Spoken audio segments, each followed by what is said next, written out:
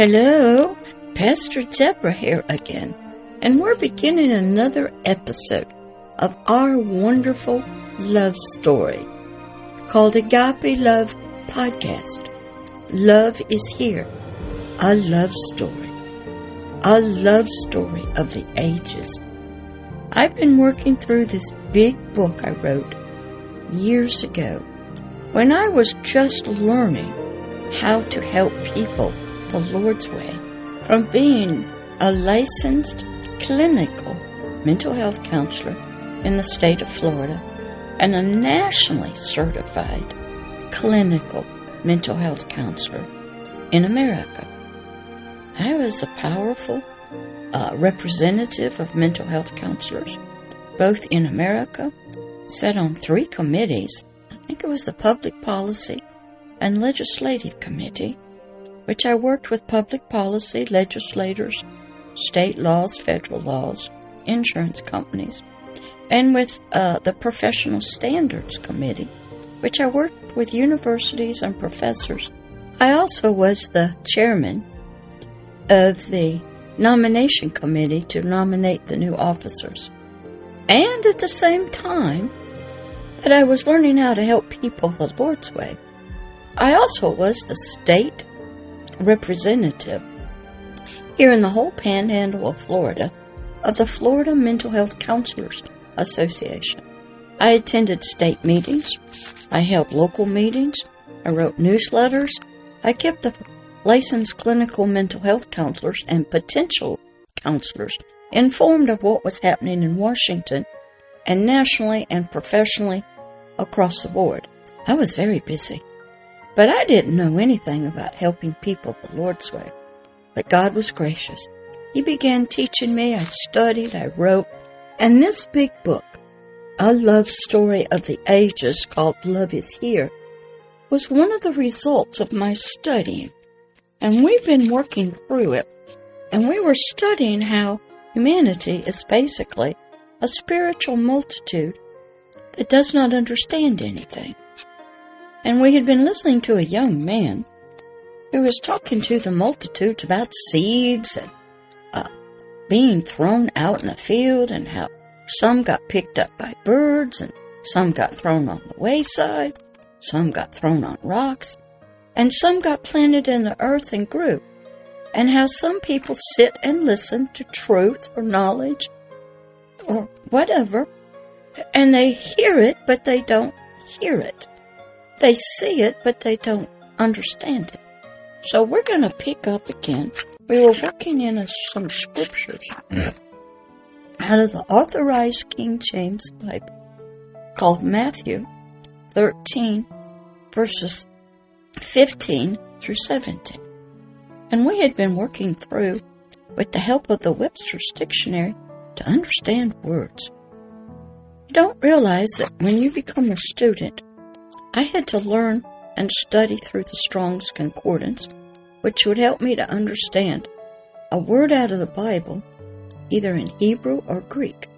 And then I still had to use the Webster's dictionary. Sometimes God would have me study one word to look up all the many different definitions.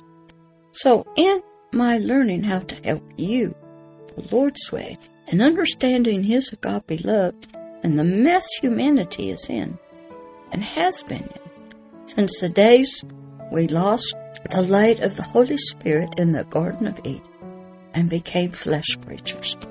So here in this part, number 8, we're picking up, as I said, in Matthew 13, 15 through 17.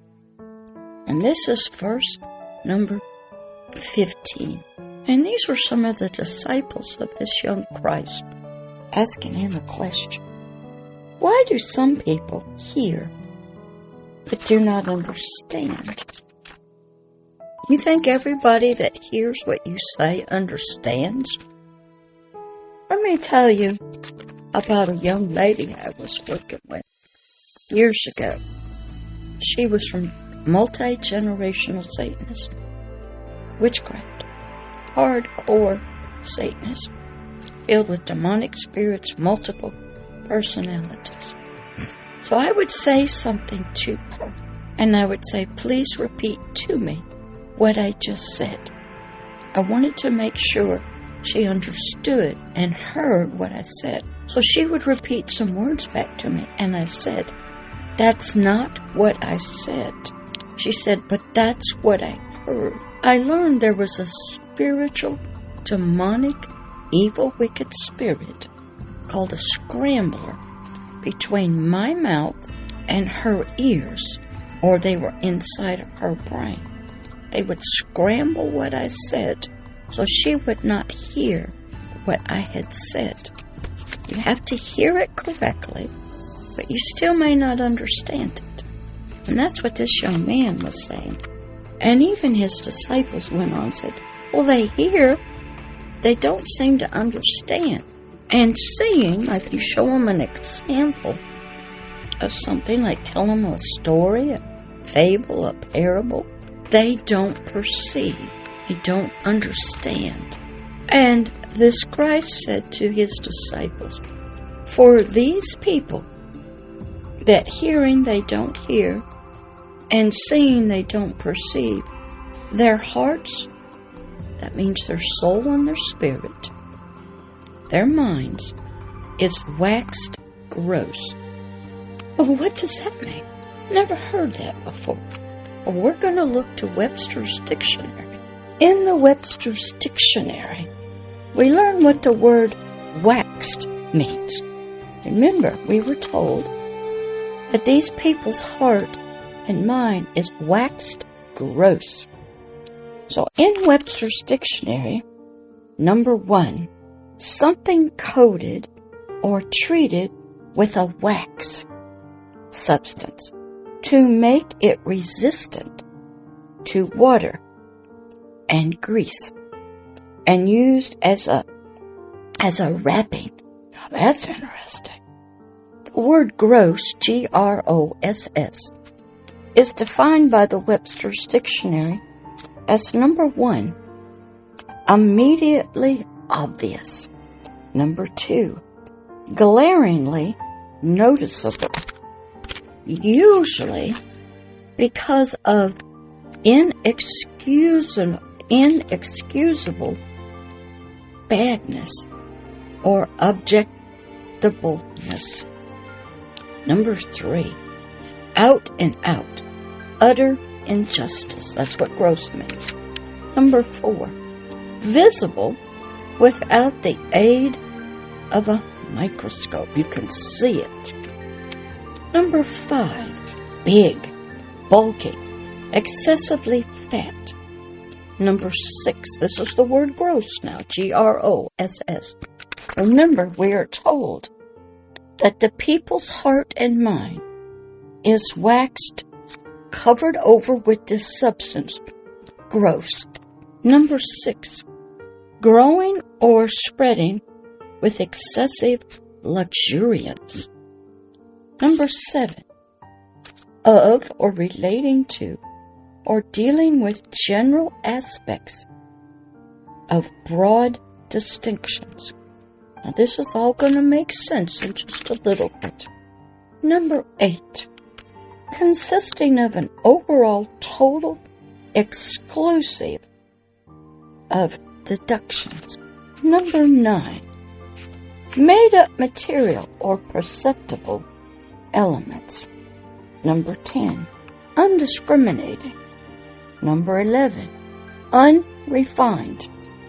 Number 12, gravely deficient in civility or decency. Cruelty, vulgar. Now that are some harsh words about gross. Deficient in knowledge, ignorant, untutored. Number 14, coarse and flagrant.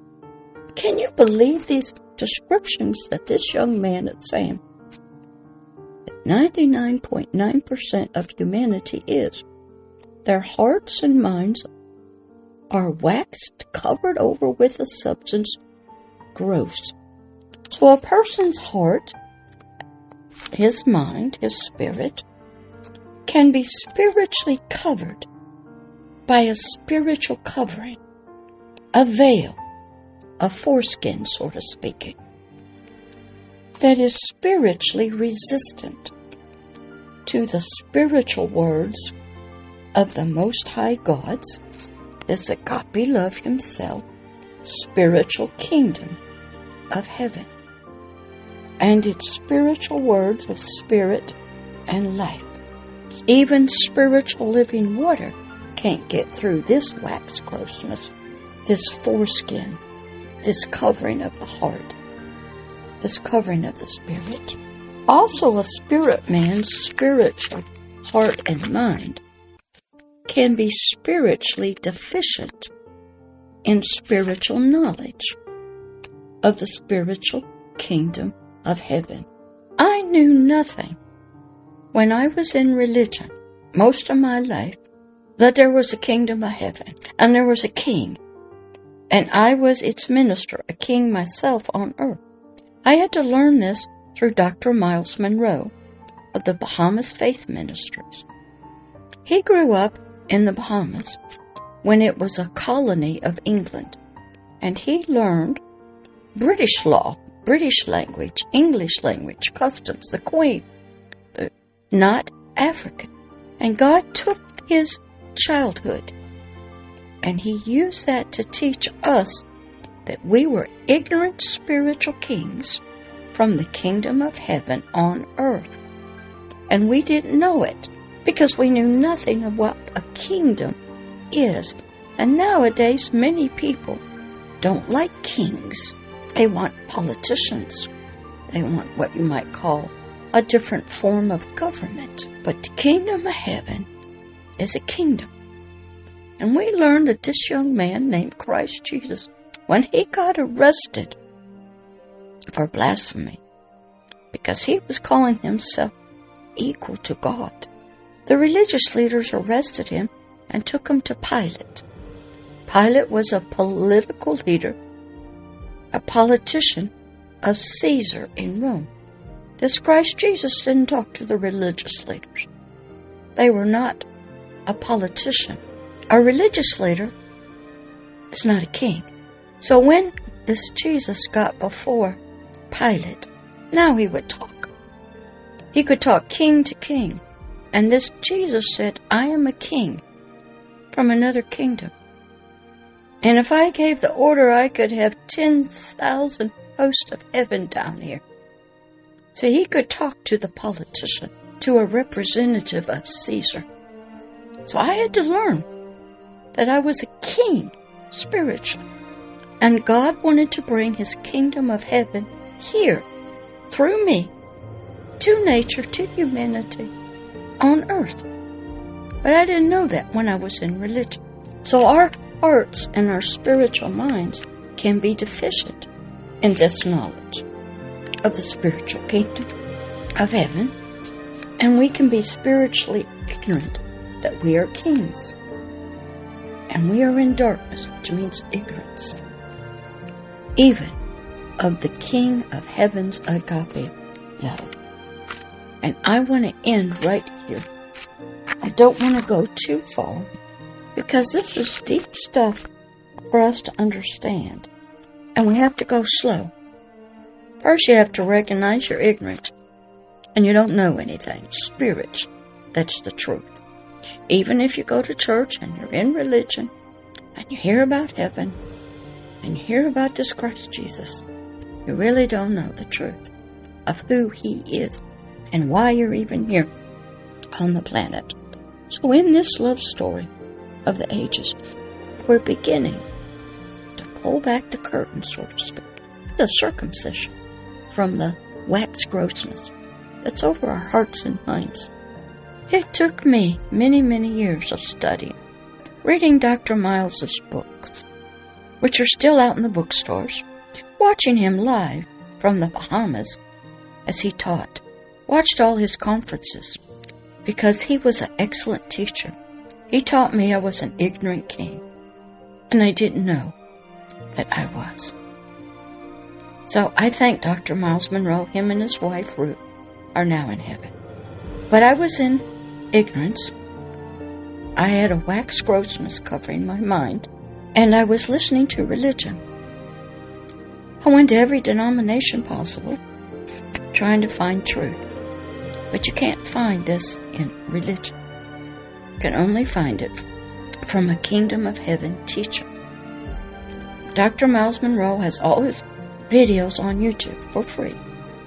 He has his books in the bookstore. Go study. Learn who you really are. Let that wax grossness be peeled back, sort of circumcised, off of your mind, your heart, off of your ears, so you can see and know the truth about yourself and all of humanity.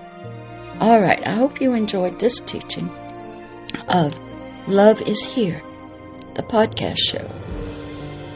A love story of the ages about agape love, the kingdom of heaven, and how us, humanity, and the spiritual multitudes need a lot of help. All right, I'll catch up with you in the next episode of this podcast show. Bye-bye.